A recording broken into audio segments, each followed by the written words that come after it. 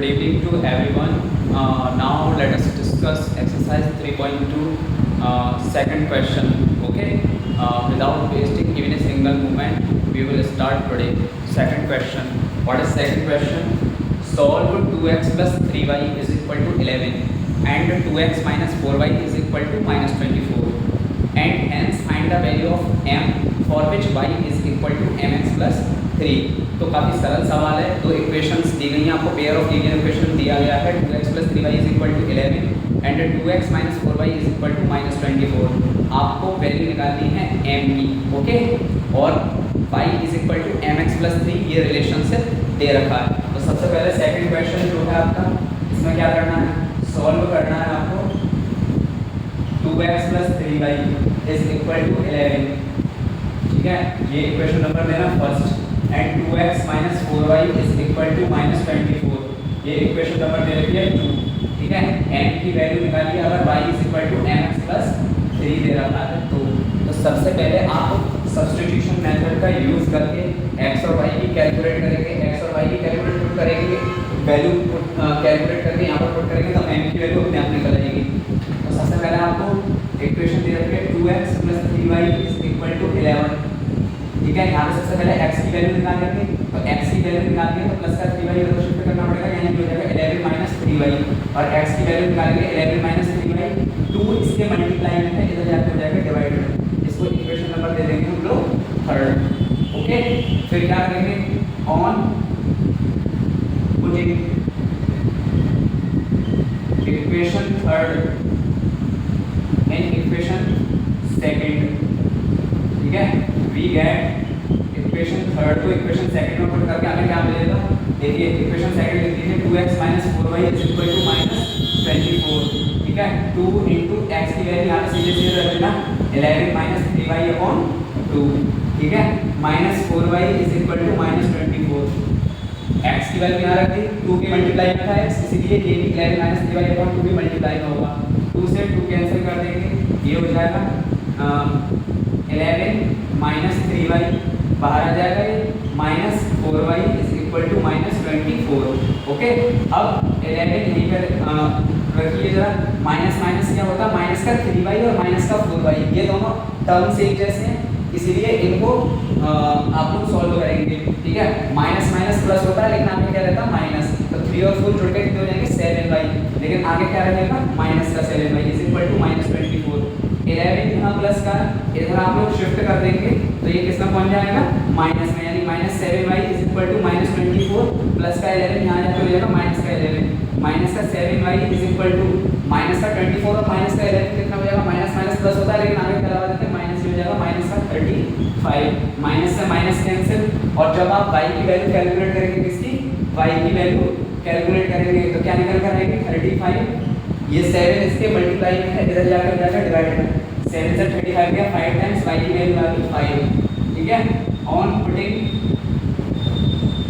y is equal to 5 in equation number first, equation first में y is equal to 5 रखेंगे तो कितना आएगा value, 2x plus 3y is equal to 11 दे रखा है आपको, यानी 2x प्लस 3 इंटू y की जगह क्या रखेंगे 5 is equal to 11, 2x plus 3 5 से कितना हो जाएगा 15 is equal to 11, 2x is equal to 11 plus का 15 हो जाएगा माइनस का 15, 2x इज इक्वल टू 11 में से 15 गया तो कितना बचा माइनस का 4, ठीक है। x is equal to minus 4, 2 इसके मल्टीप्लाई में है, इधर जाकर जाएगा डिवाइड में, 2 से 4 गया, माइनस 2 टाइम x की वैल्यू आ गई माइनस का 2, x की वैल्यू कितनी निकल कर आ गई माइनस की 2। अब रिलेशनशिप क्या दे रखा, y is equal to mx plus 3, put करते हैं जरा value, y is equal to mx plus 3, और आपको y और x की वैल्यू पता होगी, यहाँ पे पुट करेंगे, सब्स्टिट्यूट करेंगे, तभी आप m की वैल्यू निकाल पाएंगे। तो y इज इक्वल टू कितना दे रखा है आपको 5, y इज इक्वल टू कितना दे रखा 5, mx कितना है, m इंटू x की वैल्यू कितनी है माइनस का 2 प्लस 3, यानी 5 is equal to minus 2 into m कितना हो जाएगा माइनस का 2m प्लस 3, ठीक है। प्लस का 3 इधर शिफ्ट करेंगे तो ये क्या हो जाएगा माइनस का 3 इज इक्वल टू में माइनस 2m ऐसे ही रहेगा, क्योंकि ये दोनों क्या थे कांस्टेंट थे, इसलिए कांस्टेंट को कांस्टेंट के पास ले जाकर सॉल्व करना है, ठीक है। 5 में से 3 गया तो कितना बचा 2 is equal to minus 2m, m की वैल्यू आप कैलकुलेट करेंगे, m के मल्टीप्लाई में है माइनस 2 और इधर जाके किसका हो जाएगा डिवाइड में 2 से 2 अपॉन -2 और -2 से ये 2 कितने बार गया -1 बार, यानी n की वैल्यू आ गई आपकी -1। ठीक है, इस तरीके से ये सवाल करना होता है। बहुत अच्छा सवाल है, इंपॉर्टेंट सवाल है। इस प्रकार के क्वेश्चंस जो हैं जब आपके फाइनल एग्जाम्स होंगे, ठीक है, तब एक मैराथन क्लास में ऑर्गेनाइज करूँगा, उसमें लगातार पूरी एनसीईआरटी से जो टॉप क्वेश्चंस हैं जिनके आने के मोस्ट प्रोबेबल चांसेस हैं एग्जाम में, ठीक है, वो सारे एग्जाम जो है 5 to 6 आवर्स की मैराथन क्लास में लगातार हम लोग सीखेंगे। फिलहाल तो अभी आप लोग सारी चीज़ें देखते जाइए और प्रैक्टिस करते जाइए। ठीक है, if you are weak in mathematics then you need a lot of practice. ठीक है, maths require only practice practice practice. Firstly clear your concepts from the subject teacher, then take notebook and pen until and unless you do not scribble a lot on the paper and pen, ठीक है, you will not get good marks in mathematics. Okay, once you get out of your inertia, जब आप एक बार inertia से बाहर निकल आते हैं, आलस से बाहर निकल आते हैं मैथ्स ना करने के, then you will be able to score a lot of marks. ठीक है, और there will be a chance of getting 90% plus marks. Okay, maths play a very pivotal role or crucial role in getting highest score. Okay, so please practice. Next question देख लेते हैं।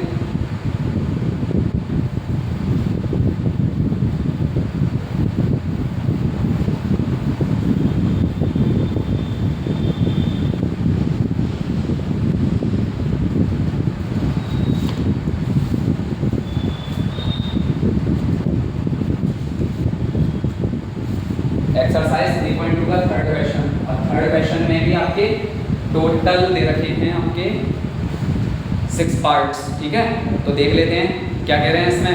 Form the pair of linear equations for the following problems and find their solution bye substitution method.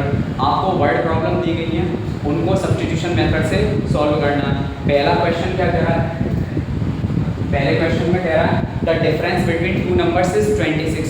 2 numbers के बीच का difference 26 है और उनमें से 1 number जो है वो दूसरे नंबर का 3 टाइम्स है, तो उन नंबर्स को आपको फाइंड करना है। ठीक है, तो इसमें जस्ट कुछ नहीं है, कठिन सवाल नहीं आता। Let the first number be, इस तरीके से लिखना, let the first number be x मान लेना, let the second number be y मान लेना। तो पहला केस क्या दे रहा है, दोनों का डिफरेंस क्या है 26। कितना बताया था उन्होंने 26। ठीक है, और पहला नंबर जो है दूसरे टाइम्स का 3 टाइम है। ठीक है, तो डिफरेंस क्या दे रहा है, डिफरेंस को माइनस करते हैं। ठीक है, डिफरेंस को क्या कहते हैं minus x minus y equal to कितना देगा 26। ये हो गया फर्स्ट केस। और तो पहला नंबर जो है वो दूसरे नंबर का 3 टाइम्स है, यानी x इज इक्वल टू क्या हो जाएगा 3 into y, यानी x इज इक्वल टू कितना हो जाएगा 3y। इसे इक्वेशन नंबर देना सेकंड। ठीक है, ऑन पुटिंग इक्वेशन सेकंड, सीधे सीधे हो जाएगा क्योंकि x की वैल्यू सीधे सीधे दे रखी है, यहाँ पर सॉल्व करने की जरूरत नहीं है। ऑन पुटिंग इक्वेशन सेकंड है इक्वेशन फर्स्ट वी गेट क्या मिलेगा हमें जरा देख लेते हैं। ठीक है, पहले इक्वेशन फर्स्ट लिखना है x minus y is equal to 26। अब x की जगह क्या रख देना आपको 3y, 3y minus y is equal to 26। 3y में से 1y गया, ये y का मतलब क्या है 1y, 3y में से 1y गया तो कितना बचा 2y इज इक्वल टू 26 और y इज इक्वल टू 26। 2 इसके मल्टीप्लाई में है, इधर जाकर हो जाएगा डिवाइड में। 2 से 26 गया 13 टाइम्स, y की वैल्यू कितनी आ गई 13, y की वैल्यू कितनी आ गई 13 आ गई। ठीक है, इसके बाद में आप क्या करेंगे, on putting y is equal to 13 in equation number first we get equation first में पुट कर दीजिए या सेकंड में पुट कर दीजिए, किसी में पुट कर दीजिए। ठीक है, आंसर वही आना है। क्या दे रखी है equation first x minus y is equal to 26। ठीक है, x का x की जगह माइनस 13 हो जाएगा, ये y कितना हो जाएगा 13 is equal to 26। x is equal to minus का 13 उधर जाकर किसका हो जाएगा प्लस का 13, तो ये कितना आ जाएगा 6 और 3 9 2 और 1 3, x इज इक्वल टू आ रहा 39 और 39 में से 13 जाएगा तभी आपका कितना हो जाएगा 26। ओके, और इजी सवाल था, टू द स्टेप चलना है आपको, एक भी स्टेप मिस नहीं करना, then you will get correct answer always. ठीक है, कब आपकी गलती कब होती है, जब आप लोगों की मैथ्स में एक बार आप प्रैक्टिस करने लग जाते हैं, ठीक है, और उसके बाद में आप सोचते हैं कि I am genius right now, ठीक है, मैं अब जो है मतलब मैथमेटिक्स का काफ़ी एक्सपर्ट हो चुका हूँ मैं इसमें, लेकिन आप मिस कर जाते हैं बहुत सारी स्टेप्स, जिसकी वजह से आपका आंसर आते आते बिल्कुल वहाँ पर गलती होती है जहाँ पर आप पूरा इसको अच्छे से कर सकते थे, ठीक है। लेकिन यहाँ पर आप एक एक स्टेप मिस नहीं करें, पहले शिफ्ट करना सीखें अच्छे से और आपका बहुत अच्छे से इसमें आंसर आपके आते चलेगी। ओके, इसका स्क्रीनशॉट आप लोग ले सकते हैं।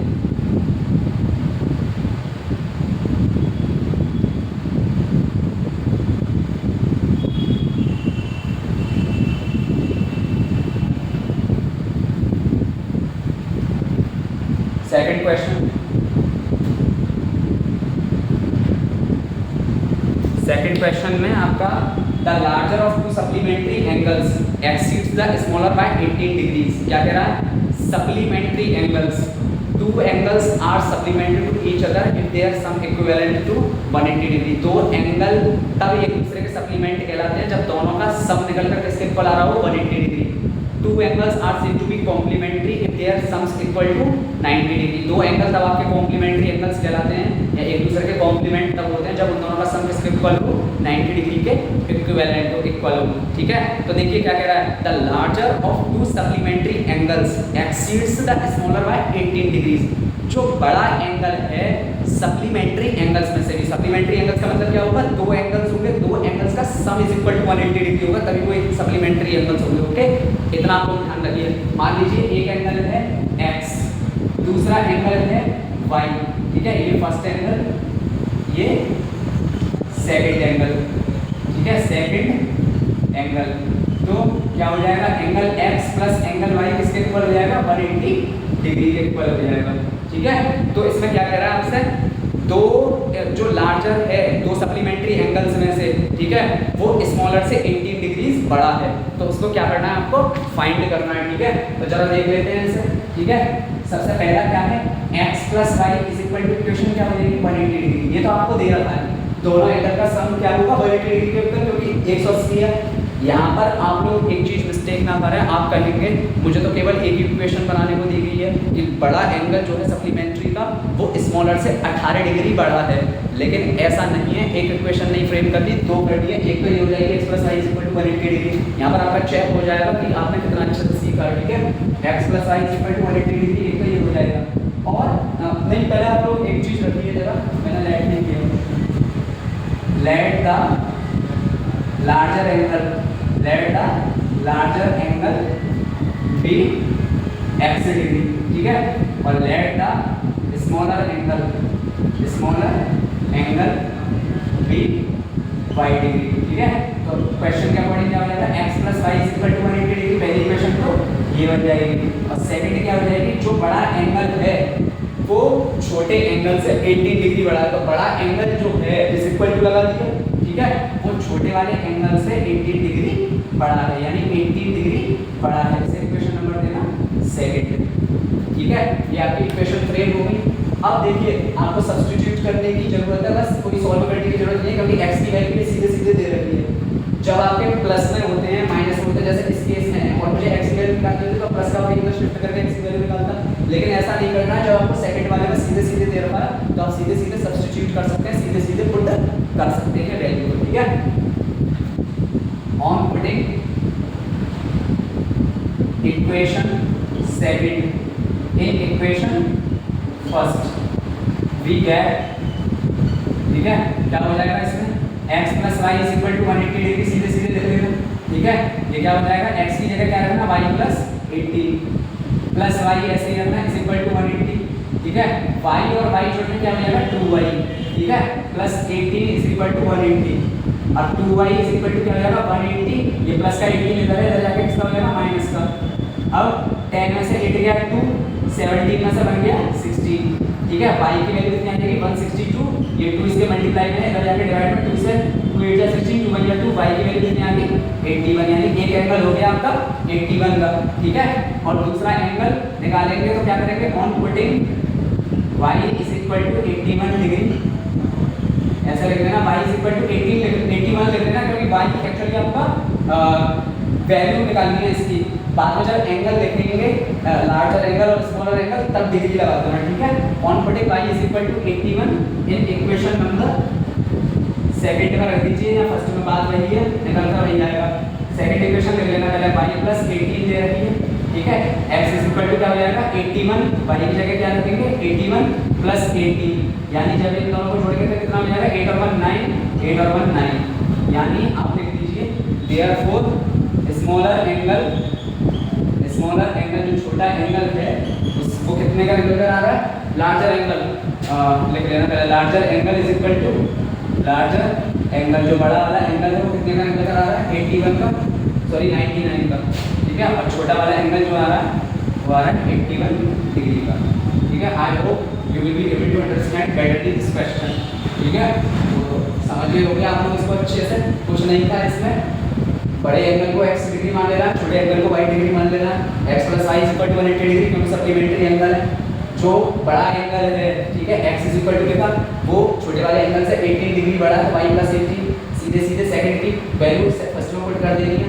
x प्लस y is equal to 180 degree, तो x की जगह क्या रख दिया मैंने y प्लस 18 रख दिया सीधे सीधे, प्लस y ऐसे इज इक्वल टू 180 ऐसे, ठीक है। इसके बाद में y प्लस y क्या हो जाएगा 2y प्लस 18 का 18 इज इक्वल टू 180, प्लस का 18 इधर शिफ्ट कर देंगे, माइनस का 18 हो जाएगा, 180 में से 18 जाएगा 162 बचेगा, 2 इधर मल्टीप्लाई में जाएगा डिवाइड हो जाएगा, कितने से आएगा ये 81 से, y की वैल्यू आएगी 81 और पुट करेंगे जब y is equal to 81 in equation number second, तो आपकी क्या मिलेगी x is equal to y plus 18, यानी इस इक्वेशन को लेगा y प्लस 18 यानी x is equal to y की वैल्यू 81 प्लस 18 यानी x की वैल्यू आएगी 99, तो आपका लार्जर एंगल कितने का हो जाएगा 99 डिग्री का और स्मॉलर एंगल कितने का हो जाएगा 81 डिग्री का। इसका आप लोग स्क्रीनशॉट ले सकते हैं।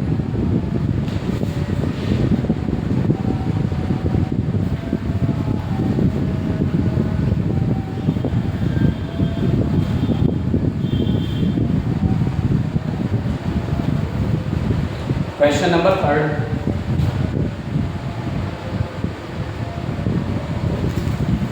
ठीक है। क्या कह रहा है, the coach of A cricket team, एक क्रिकेट टीम के कोच हैं, ठीक है, वो क्या खरीदती हैं 7 बैट्स और 6 बॉल्स, 7 बैट और 6 बॉल खरीदती हैं 3800 रुपीज़ में। कितने रुपीज़ में खरीदती हैं 3800 रुपीज़ में।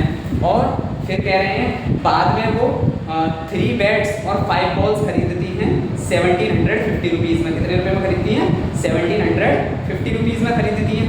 तो find the cost of each ball and each bat, तो हर बैट और हर बॉल का आपको क्या निकालना है, कॉस्ट निकालना है, ठीक है। काफ़ी सरल क्वेश्चन है, इसको देख लेते हैं जरा अभी, ठीक है।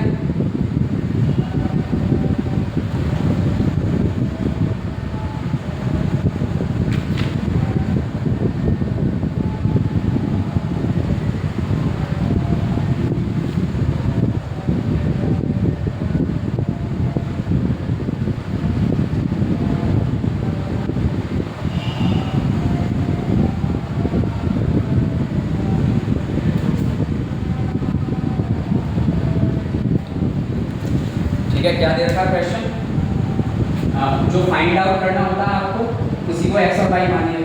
Late the cost of each bat be rate x, ठीक है। ऐसे ही let the cost of each ball be rate y, ठीक है। तो आपसे क्या कह रहे हैं, जब एक बॉल और एक बैट का कॉस्ट कितना है x, एक बॉल का कितना है y, ठीक है। तो इसमें आपसे कह रहा है क्रिकेट टीम की जो कोच है वो खरीदती है 7 बैट्स और 6 बॉल्स, टोटल कितने रुपए में 3800 रुपए में, 3800 रुपए में। बाद में वो खरीदती है 3 बैट और 5 बॉल्स 1750 रुपीज़ में। तो आपको हर बैट और हर बॉल का कॉस्ट निकालना। जब एक बैट का कॉस्ट x है तो 7, पहला केस जो है उसमें 7 बैट का कितना हो जाएगा 7 into x, ठीक है, प्लस कितनी बॉल खरीदी उन्होंने 6 बॉल खरीदी है। कितनी बॉल्स खरीदी उन्होंने 6 बॉल्स खरीदी हैं। तो एक बॉल का कॉस्ट जब y है तो 6 बॉल्स का कितना हो जाएगा 6 into y, y से मल्टीप्लाई हो जाएगा 6 का, इस इक्वल टू कितने रुपए में टोटल 3800 रुपीस में। यानी 7 बैट्स का कॉस्ट प्लस 6 बॉल्स का कॉस्ट इज इक्वल टू निकल कर आता है 3800। ये आपकी इक्वेशन होगी 7x plus 6y is equal to 3800। इसे देखिए आप इक्वेशन नंबर फर्स्ट। ओके, फिर सेकंड केस में क्या कह रहे हैं, सेकंड केस में कह रहे हैं अगर वो 3 बॉल्स और 5 बॉल्स खरीदती हैं बाद में, 3 बैट्स सॉरी और 5 बॉल्स खरीदती हैं तो टोटल कॉस्ट पड़ता है 1750।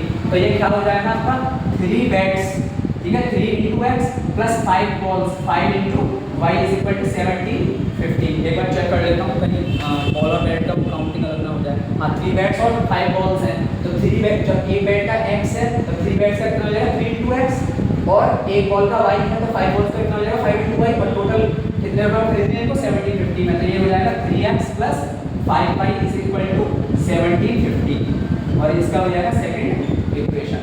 अब आप क्या करेंगे, इन्हीं दोनों से सॉल्व कर लेंगे। दो इक्वेशन जो लिखी है मेरे पास, पहले इक्वेशन सॉल्व कर लीजिएगा, ठीक है, 7x plus 6y is equal to 3800। यहाँ से x की वैल्यू निकालनी है तो सबसे पहले प्लस का 6y हटाना पड़ेगा। जब प्लस का 6y हटाना पड़ेगा तो इधर ये प्लस का है, इधर जाके किसका हो जाएगा माइनस का 6y, ठीक है। इधर 7 मल्टीप्लाई में है, इधर जाके किसका हो जाएगा डिवाइड में, किसका हो जाएगा डिवाइड में, ठीक है। इधर 7 जाके हो जाएगा डिवाइड में। इसको इक्वेशन नंबर देना हम लोग थर्ड, इक्वेशन नंबर इसको क्या देंगे थर्ड। अब क्या करेंगे, on putting equation number third in equation number first sorry second में क्यों, क्योंकि फर्स्ट को सॉल्व करके ही तो आपने x की वैल्यू निकाली, ठीक है। तो सेकंड वैल्यू पुट कर देना, सेकंड इक्वेशन लिखना 3x plus 5y is equal to 1750 यानी 3 इंटू एक्स में वैल्यू निकाल देगी, यहाँ पे पुट कर देना 3800 माइनस 6y अपॉन 7, ये x की जगह आ गया पूरा, प्लस का 5y ऐसे ही लिखें इज इक्वल टू 1750 ऐसे ही लिखें, ठीक है। अब देखिए आप 3 से 7 नहीं जा रहा, 7 से 3 नहीं जा रहा, इसके नीचे ले लेना 1 यानी 3 का मल्टीप्लाई इस पूरे ब्रैकेट से हो जाएगा 3800 माइनस 6y। न्यूमरेटर का न्यूमरेटर से मल्टीप्लाई हो जाता है जब फ्रैक्शन में कुछ कटना नहीं है, और डेनोमिनेटर में डेनोमिनेटर से हो जाता है 1 into 7। बिल्कुल जीरो से लेकर चलेंगे मैथ, क्लास में बैक बेंचर हो उसको भी समझ नहीं आता हो, लेकिन आपके पूरे क्रिस्टल क्लियर करेंगे सारे कॉन्सेप्ट्स, ठीक है।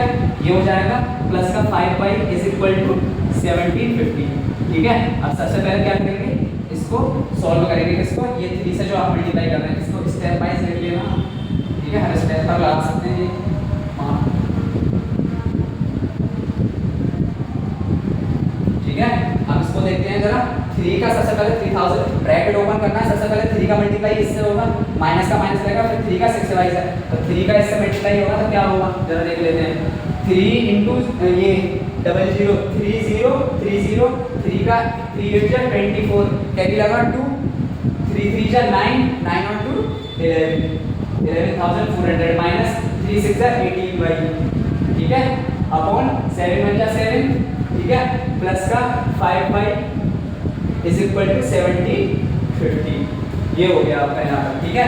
इसके बाद में आपको क्या करना है, देखिए ये y वाला है, ये पूरा y का टर्म है, ठीक है, ये y का टर्म है, इसके नीचे 1 ले लूंगा, एलसीएम लूंगा, 7 और 1 का एलसीएम कितना आएगा 7, तो 11400 माइनस 18y, इसको ये बाइनोमियल टर्म है, इसको ब्रैकेट में लिखा, मल्टीप्लाई करूंगा 7 से 7 कितने मार गया 1 बार, ठीक है, प्लस का 5y ऐसे ही उतारा, ठीक है, इनटू 1 का 7 से डिवाइड 1 से 7 कितने टाइम से जाएगा 7 बार, तो 5y का मल्टीप्लाई किससे होगा 7 से, इज इक्वल टू में 1750 ऐसे ही चलता रहेगा अभी, ठीक है। अब करेंगे तो सोच से 1 से 11400 का मल्टीप्लाई किया तो 11400, 1 से 18y का मल्टीप्लाई किया तो 18y, प्लस 5y का 7 से मल्टीप्लाई किया तो कितना आ जाएगा 7 5 जाएगा 35 यानी 35y आपका ये आ जाएगा, अपॉन में 7 इज इक्वल टू 1750, ठीक है, यानी 11400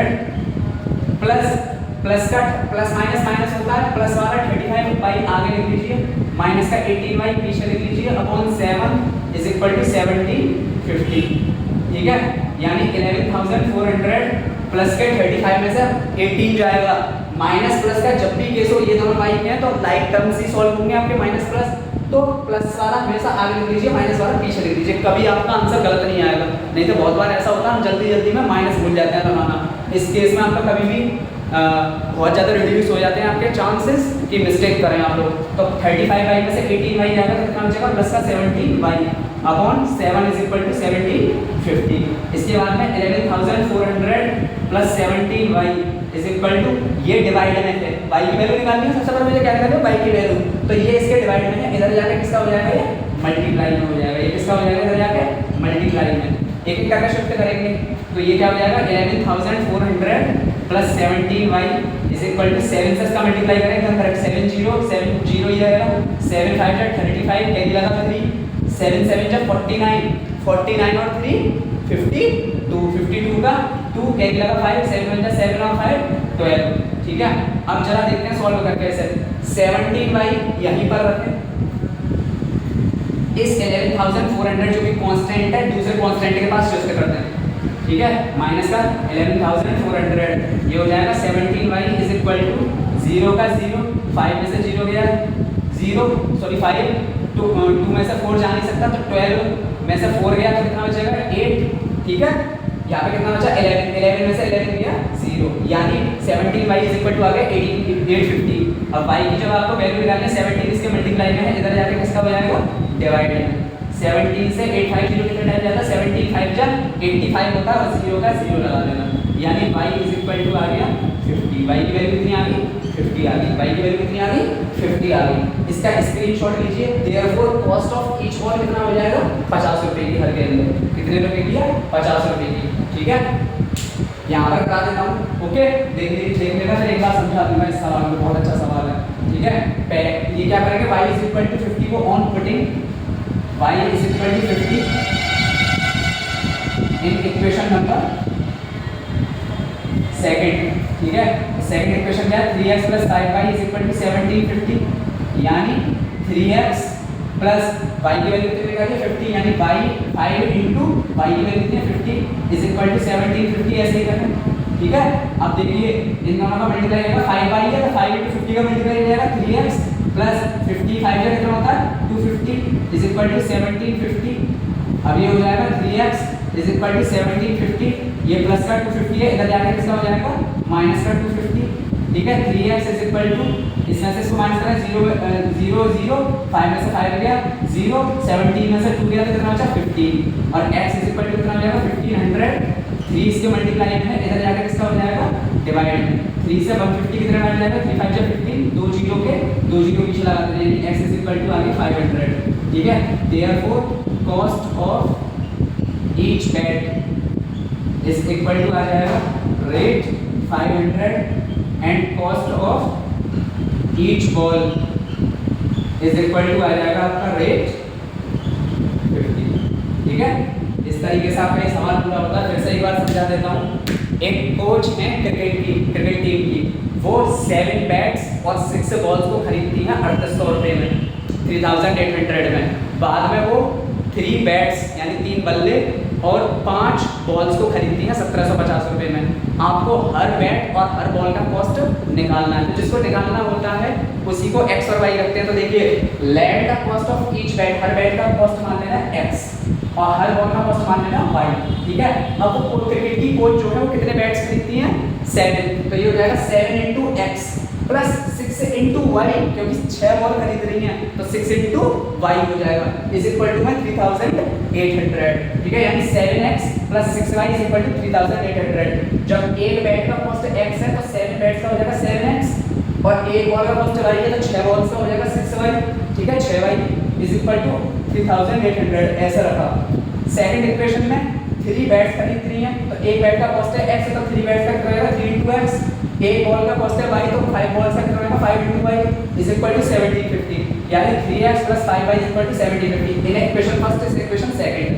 अब आपको इक्वेशन फर्स्ट में x की वैल्यू सॉल्व कर लेनी है। 7x plus 6y is equal to 3800 है, यहां से x की वैल्यू कैलकुलेट करनी है आपको, तो क्या करना पड़ेगा, प्लस का 6y इधर शिफ्ट करेंगे तो माइनस का 6y हो जाएगा, 7 इधर मल्टीप्लाई का है, इधर अगली स्टेप में जाके किसका हो जाएगा डिवाइड, ठीक है, यानी x की वैल्यू आ गई 3800 माइनस 6y अपॉन 7। तीसरा इक्वेशन नंबर देखे थर्ड।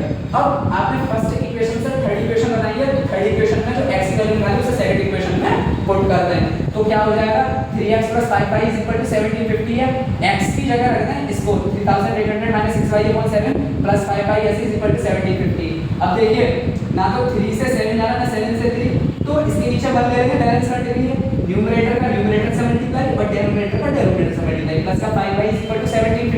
अब आप लोग क्या करेंगे इसमें, 3 का 3800 से मल्टीप्लाई किया तो 11400 आ गया, माइनस का माइनस साइन लगाया, 3 का 6y से मल्टीप्लाई किया तो 3 6 का 18y आ गया, अपॉन में 7 मिल गया 7 प्लस का 5y ऐसे ही इज इक्वल टू 1750। अब देखिए ये y का टर्म था, ये y का टर्म था, इसलिए इसको बैलेंस करने के लिए नीचे मत ले लिया ताकि एलसीएम लेके दोनों को जोड़कर सॉल्व कर सकूं, ठीक है, क्योंकि बीच में प्लस का साइन लगा। अब 11,000 एलसीएम लिया 7 और 1 का 7, पहले ये बाइनोमियल वाला टर्म लेगा एज इट इज, 7 से 7 गया 1 बार प्लस 5 ऐसे ही 1 से 7 गया 7 बार इज इक्वल टू में 1750। अब 1 का सबसे पहले 11400 से मल्टीप्लाई किया यही आ गया, 1 का 18y से मल्टीप्लाई किया 18y आ गया, प्लस के 5y का 7 से मल्टीप्लाई किया तो 735y upon 7 is equal to 1750। अब देखिए 11400 ऐसे ही प्लस के 35y में से माइनस का 18y करना, प्लस वाला आगे लिखना माइनस वाला पीछे लिखना, upon 7 is equal to 1750। 11435y में से 18y गया तो कितना बचा 17y, लाइक टर्म सॉल्व होता है ना, अपॉन 7 इज इक्वल टू 1750, ठीक है। अब 11400 plus 17y is equal to, ये 7 इधर डिवाइड में, इधर जाकर किसका हो जाएगा मल्टीप्लाई में, 11400 plus 17y as it is लिखा, 7 से 1750 का मल्टीप्लाई किया तो कितना आ गया 12250, ठीक है। अब प्लस का 11400 है, इधर जाकर किसका हो जाएगा माइनस का 11400 और 17y एज इट इज लिखा, 17y इज इक्वल टू, इन दोनों को माइनस किया तो कितना आ गया 850।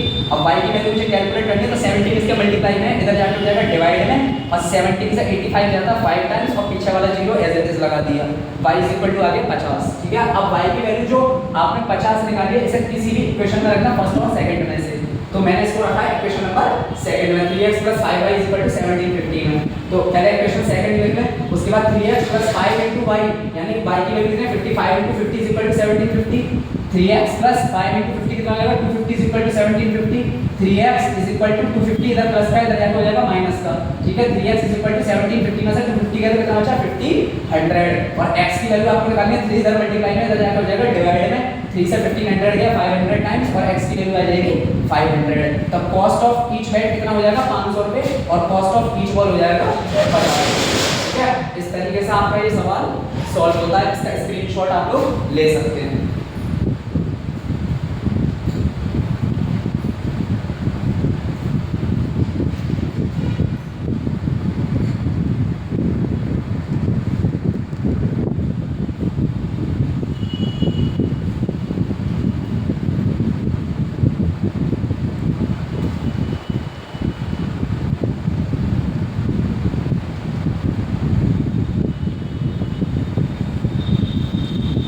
I hope this video is helpful in understanding your concepts of mathematics, ठीक है।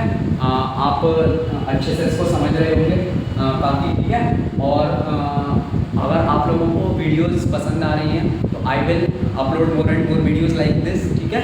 और आपका पूरे मैथ्स का जो कॉन्सेप्ट है वो अच्छे से क्लियर करूँगा मैं सारी चीज़ों का, और इसके अलावा मैथ्स के अलावा science, social science, Hindi, English, IT सारे के सारे कॉन्सेप्ट्स आपके क्लियर करूँगा इसी तरीके से बोर्ड क्लासेस में, ठीक है, वाइट बोर्ड क्लासेस में। तो if you like my videos then please like share and subscribe my YouTube channel, ठीक है। It will be helpful in boosting my confidence regarding uploading more and more videos. Thank you.